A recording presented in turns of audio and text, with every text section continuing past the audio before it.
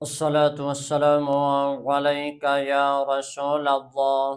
الصلاة والسلام عليك يا حبيب الله.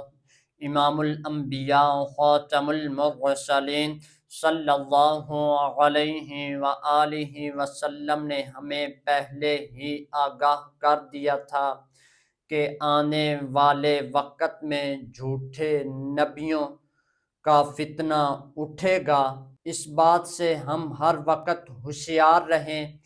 ہم سب اپنی زندگی میں قرآن اور سنت پر عمل پیرا ہوں۔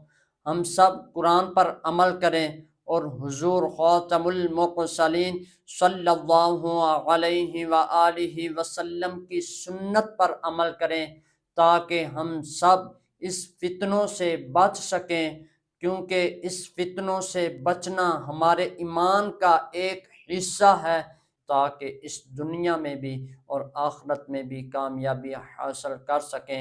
وما علینا الا البلاغ المبین۔